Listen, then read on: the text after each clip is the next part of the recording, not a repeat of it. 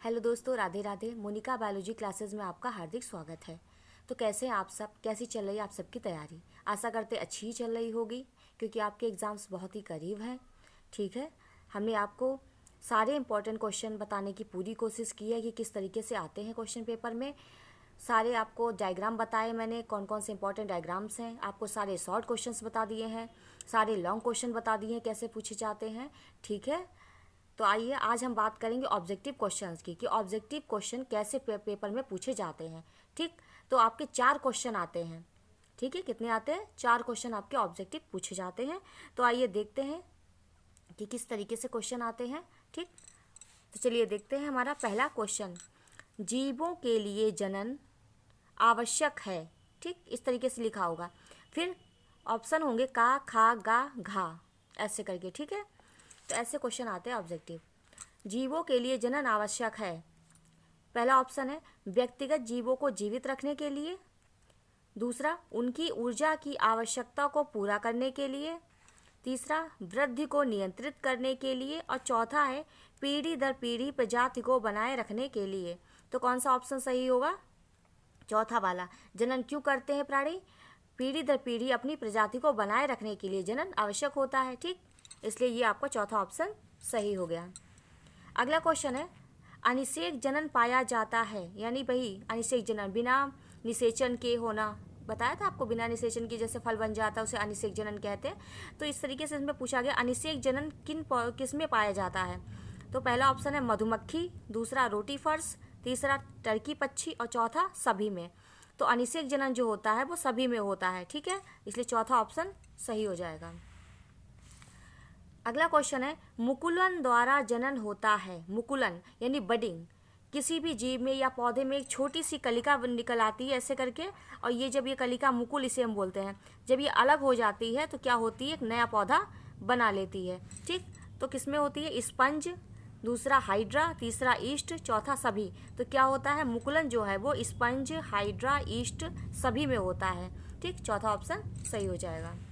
अगला क्वेश्चन है, बीजांड का वह स्थान जहाँ बीजांड वृत्त जुड़ा होता है उसे कहते हैं। तो बीजांड वृत्त किससे जुड़ा होता है? पहला निभाग, दूसरा नाभिका यानी हाइलम, तीसरा केंद्रक, चौथा माइक्रोपाइल। तो बीजांड का वह स्थान जहाँ बीजांड वृत्त जुड़ा होता है उसे क्या कहते हैं? हाइलम कहते हैं। ठीक है, तो दूसरा ऑप्शन सही हो जाएगा। अगला क्वेश्चन है, द्विनिषेचन की क्रिया होती है। तो द्विनिषेचन किस में होता है? आपको बताया था मैंने पहले ही वीडियो में, आपको इस बात को बता दिया था कि द्विनिषेचन जब पढ़ाया था तो उसमें बता दिया था कि द्विनिषेचन जो है वो आवृतबीजी पौधों में होता है। ठीक, किसमें होता है? आवृतबीजी पौधों में होता है।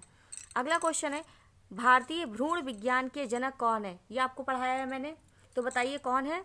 राम उदार, BN प्रसाद, PN मेहरा या फिर P महेश्वरी।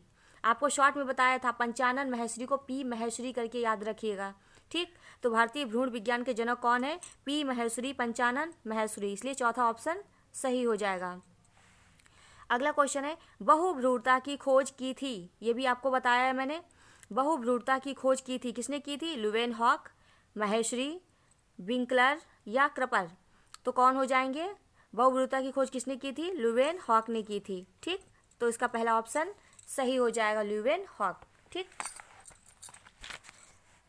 देखिए अगला क्वेश्चन, ब्लास्टुला अवस्था में भ्रूण को सर्वप्रथम गर्भाशय से जोड़ने का कार्य निम्न में से कौन सी झिल्ली करती है? ये भी आपको मैंने बताया है कि भ्रूण को माता से कौन सी झिल्ली जोड़ती जिससे उसे पोषण मिलता रहे, तो उसे क्या कहते हैं? प्लेसेंटा या अपरा कहते हैं। ठीक है, तो कौन सा ऑप्शन होगा? प्लेसेंटा, अपरा, कोई है चारों में से?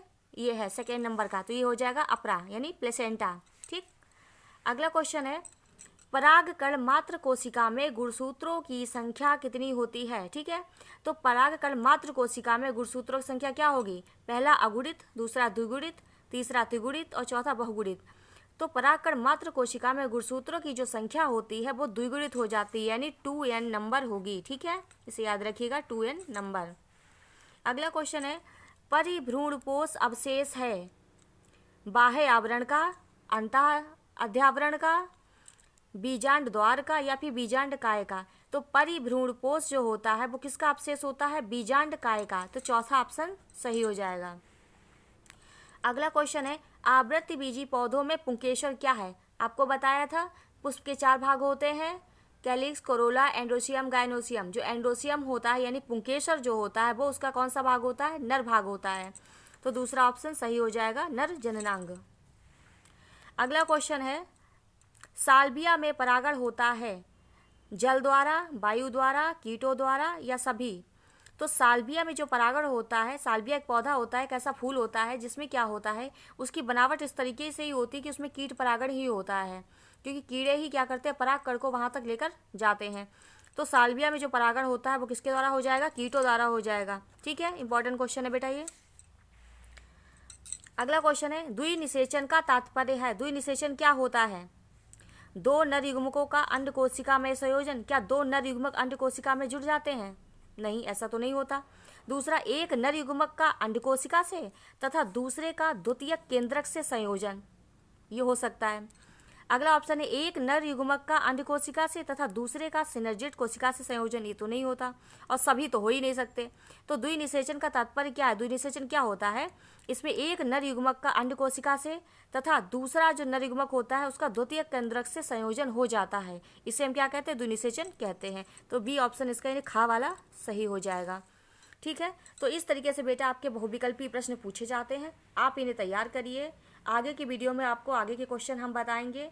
ठीक है, तो फटाफट आप अपना जितना भी सिलेबस अब तक बताया है उन सबको तैयार करिए, डायग्राम बना के प्रैक्टिस कीजिए। इस तरीके से क्वेश्चन आते हैं, इनको भी आप तैयार करिए। ठीक है, आगे की वीडियो में हम आपको बताते हैं आगे के क्वेश्चन। ठीक, तो फटाफट इन सब का रिवीजन शुरू कर दीजिए। ठीक है, आशा करते हैं आपको वीडियो अच्छा लगा होगा। तो फटाफट हमारे चैनल को सब्सक्राइब कर लीजिए, आपको बहुत अच्छी अच्छी बातें हम बताएंगे, बायोलॉजी के बी से लेकर वाई तक आपको पूरा बताएंगे। तो फटाफट हमारे चैनल को सब्सक्राइब करिए, लाइक करिए, ठीक है, शेयर करिए। धन्यवाद।